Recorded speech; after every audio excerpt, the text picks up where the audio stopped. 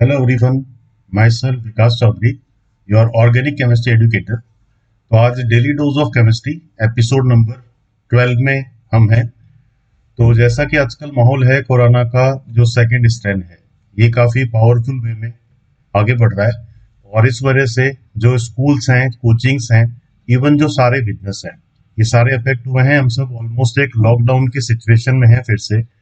अभी देखिए कि लास्ट ईयर भी जो एग्जाम हुए थे ये थोड़े से आगे हुए, पोस्टपोन्ड हुए, लेकिन एग्जाम इस बार भी जो डेट्स हमें मिला था ये पोस्टपोन्ड हुए हैं। तो थोड़ा सा आगे शिफ्ट होगा, मे बी ये कि अगस्त में आपका जो नीट एग्जाम है ये कंडक्ट किया जाए। तो अब अपने सामने सिचुएशन ये होता है कि इन सब नेगेटिव कंडीशंस में जो अपने स्टडीज हैं या जो अपनी मेंटल हेल्थ है इसको हमें प्रॉपर वे में रखना चाहिए।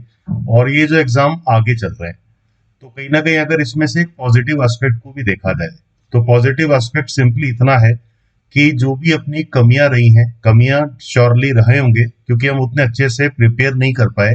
हमारे जो रिसोर्सेज हैं उनको हम यूज नहीं कर पाए क्योंकि स्कूल्स भी बंद हैं और जो कोचिंग इंस्टीट्यूट्स हैं ये भी कहीं ना कहीं बंद है। तो एक रास्ता अपने पास बचता है कि हम ऑनलाइन अपने कॉम्पिटिटिव एग्जाम को प्रिपेयर करें।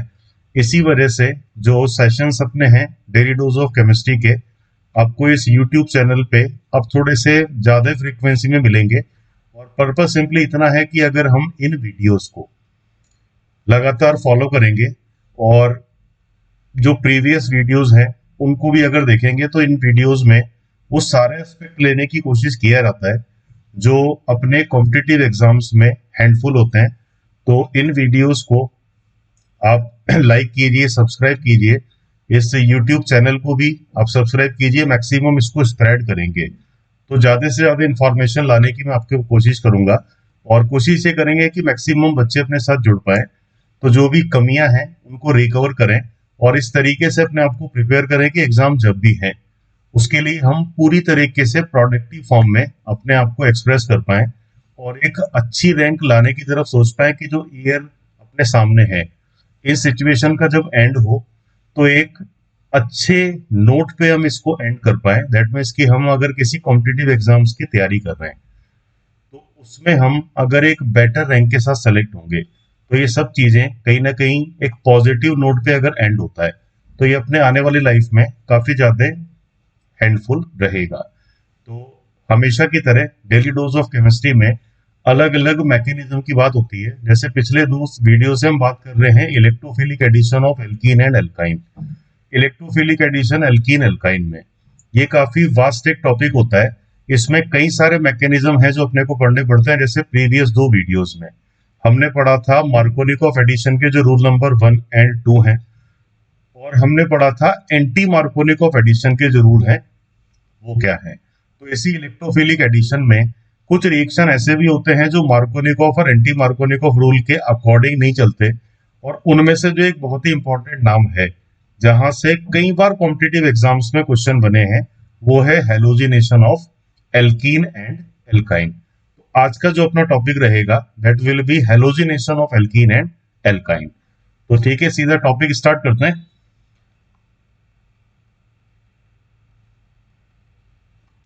अभी देखिए कि हेलोजिनेशन, कहीं ना कहीं मैं बात कर रहा हूं एल्कीन का, और साथ में हेलोजिनेशन हम किसका एक्सप्रेस करेंगे, एल्काइन का।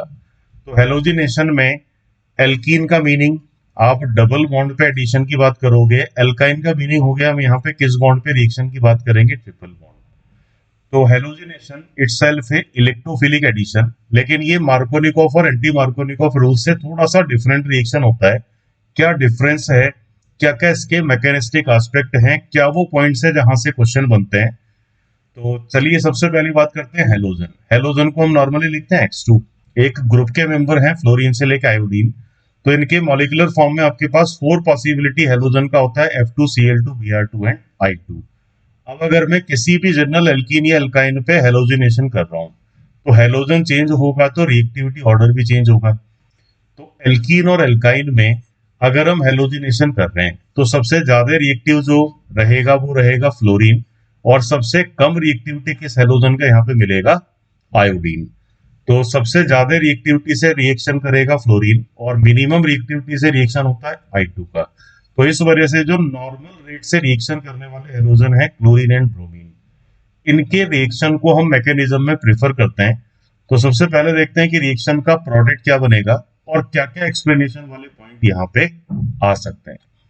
अब देखिए कि अगर मैं सिंपल किसी भी अनसिमेट्रिकल एल्कीन की बात करूं और सीधा रिएक्शन इसका हम करा देते हैं X2 से, तो हमें मालूम है कि रिएक्शन इलेक्ट्रोफिलिक एडिशन होता है और एडिशन में एक पाई बॉन्ड को अगर आप ब्रेक करोगे तो दो नए सिग्मा क्रिएट होंगे और दोनों सिग्मा बॉन्ड पे आप किसको ऐड करोगे, हेलोजन को।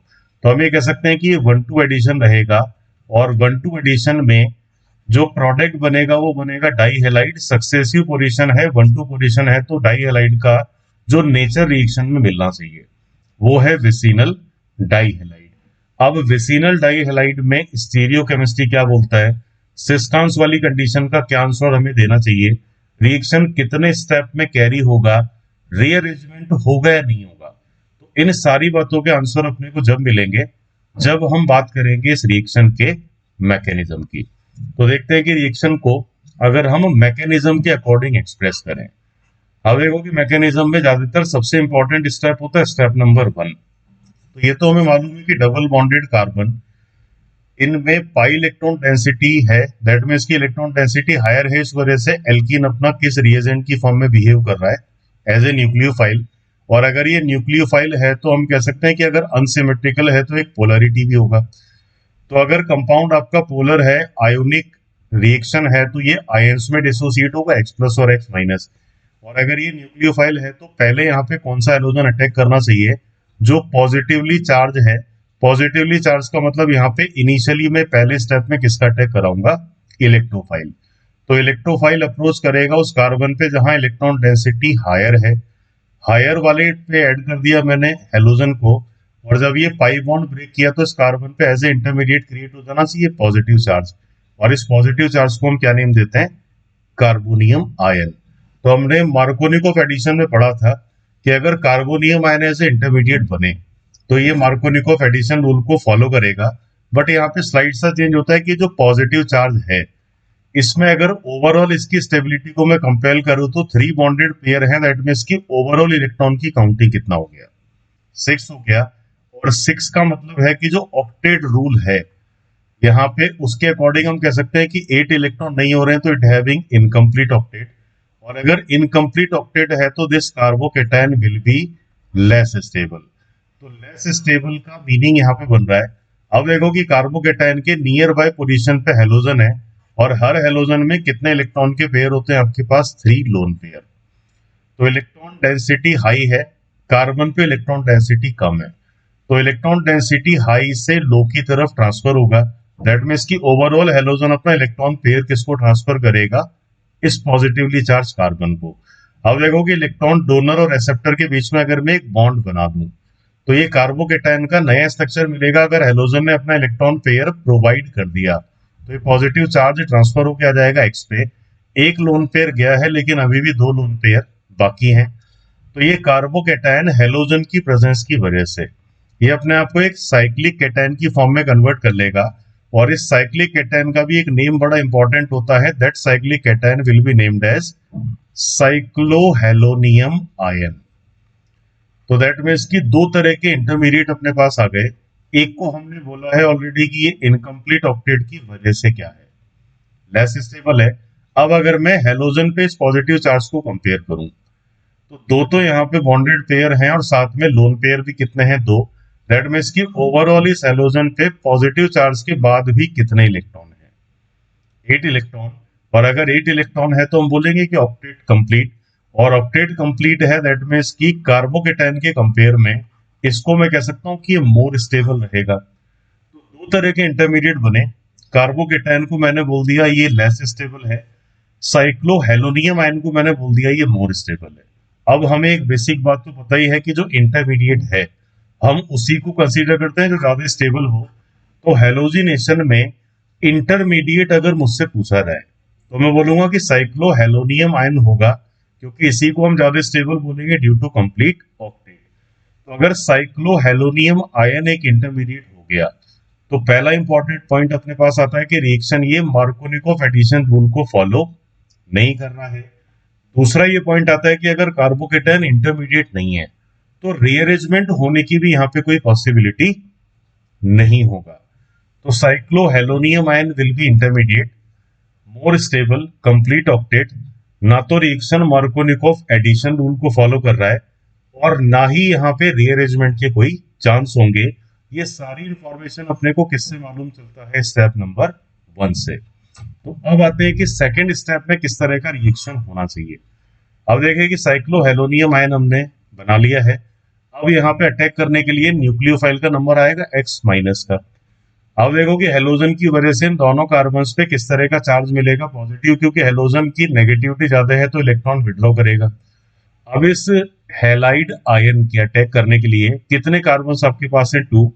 अब अगर मैं इसको अटैक करने की डायरेक्शन की बात करूं तो इस साइड तो अटैक करने की जगह अपने पास है नहीं, क्योंकि यहाँ तो ऑलरेडी हेलोजन एग्जिस्ट है। तो ये जो X माइनस है ये हेलोजन के अपोजिट डायरेक्शन से अटैक करेगा, और जब यहाँ पे एक बॉन्ड बनाया हुआ तो एट द सेम टाइम एक पुराना बॉन्ड ब्रेक भी होना चाहिए। अटैक इसी कार्बन पे ज्यादा होगा क्योंकि यहाँ टेंशन या स्ट्रेन ऑलरेडी ज्यादा है। तो दूसरी कंडीशन है कि जिस डायरेक्शन में पहला हेलोजन कनेक्टेड था अटैक उसके 180 अपोजिट डायरेक्शन से ही पॉसिबल है। और इस वजह से हम ये कह सकते हैं कि जो अटैक है ये अपोजिट है, और अपोजिट है तो ये ओवरऑल यहाँ पे किस एडिशन का एग्जांपल हो गया? Anti addition. तो ये जो दूसरा हेलोजन कनेक्टेड रहेगा ये पहले वाले के कंपेयर में अपोजिटली कनेक्टेड होगा, और अपोजिटली कनेक्टेड है दैट मीन्स कि यहाँ पे जिस कॉन्फ़िगरेशन की मैं बात कर सकता हूँ कॉन्फ़िगरेशन विल बी एंटी। और अगर कभी ज्योमेट्रिकल आइसोमर का केस बने तो विसिनल डाई हैलाइड तो बनेगा, लेकिन वो किस तरह के कॉन्फ़िगरेशन को अचीव करेगा? ट्रांस को। तो रिएक्शन 2 स्टेप में अपना कंप्लीट हो गया और प्रोडक्ट बना है ट्रांस या एंटी विसिनल डाई हैलाइड। तो ये तो हो गया मैकेनिज्म। अब इस मैकेनिज्म को किस तरीके से अपन लॉजिक्स में यूज करते हैं या क्या क्या इंपॉर्टेंट पॉइंट इस मैकेनिज्म के हैं, चलिए उन एस्पेक्ट पे चलते हैं डायरेक्टली।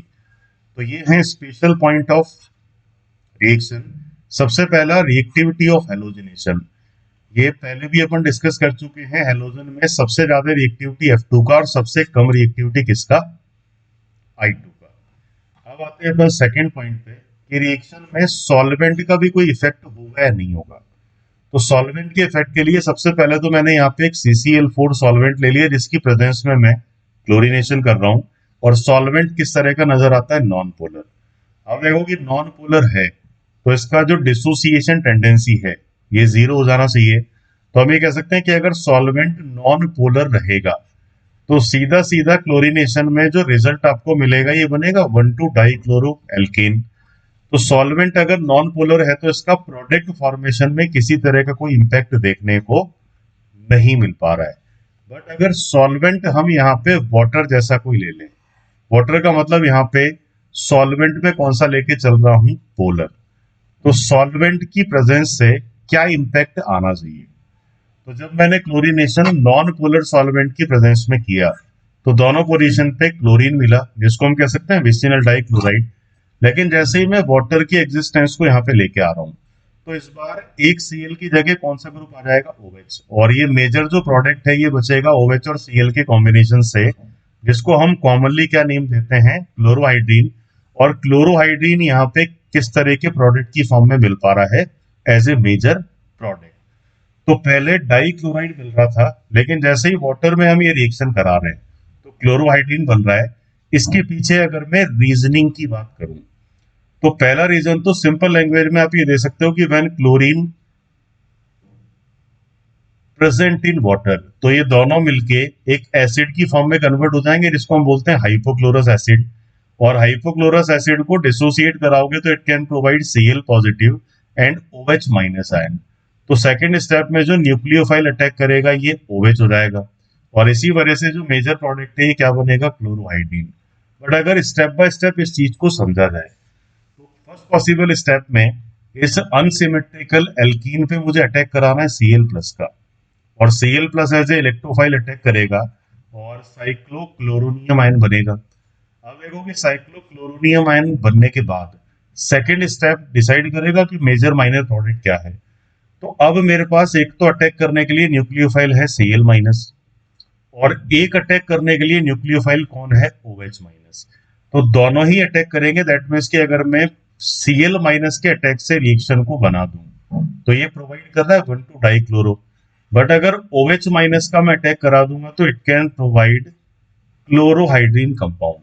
अब अगर मुझे देखना है कि कोई एक मेजर और दूसरा माइनर है तो उसको देखने का वे मेरे पास क्या होना चाहिए, तो मुझे देखना पड़ेगा कि Cl माइनस और OH माइनस दोनों न्यूक्लियोफाइल की फॉर्म में वर्क कर रहे हैं।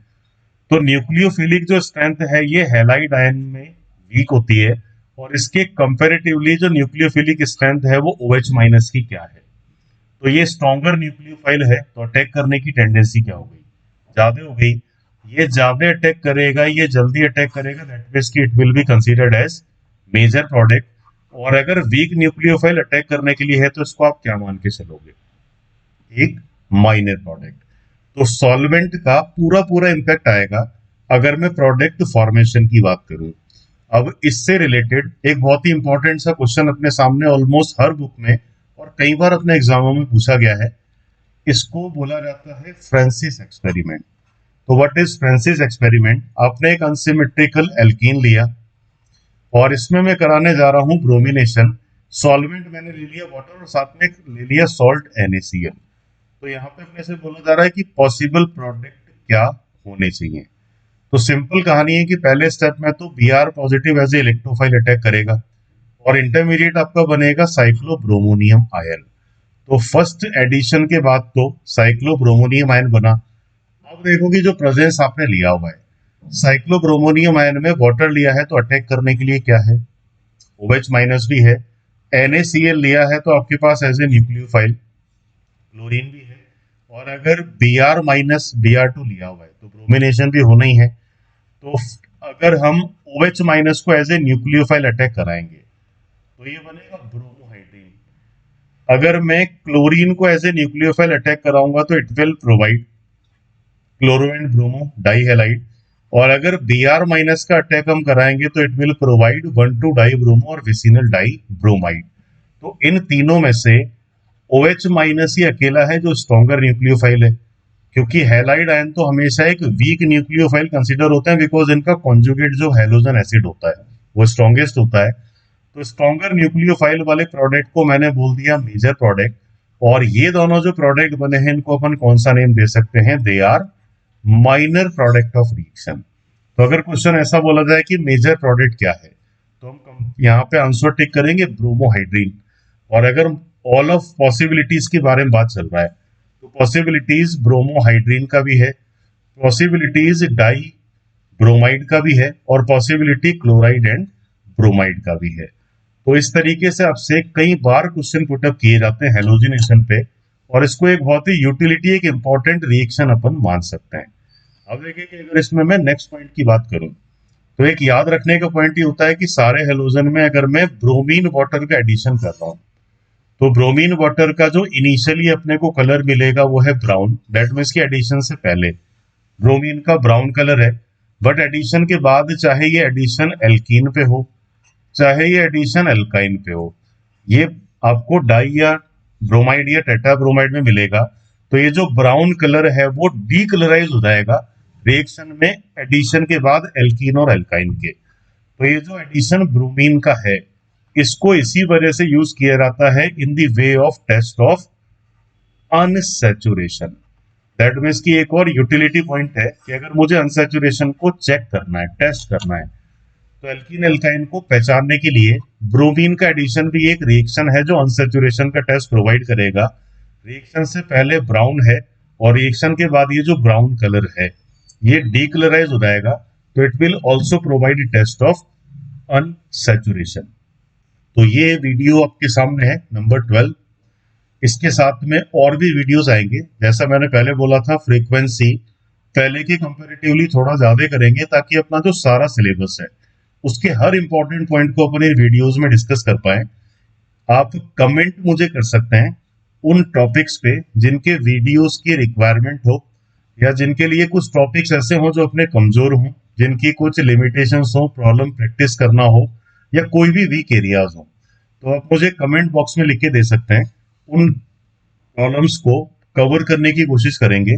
साथ में ही एक टेलीग्राम पे ग्रुप भी बनाया है मैंने, तो उसका आपको जो लिंक है वो इसके वीडियो के अपने ब्रीफ में मिल जाएगा, उसमें आप एक बार क्लिक कीजिए।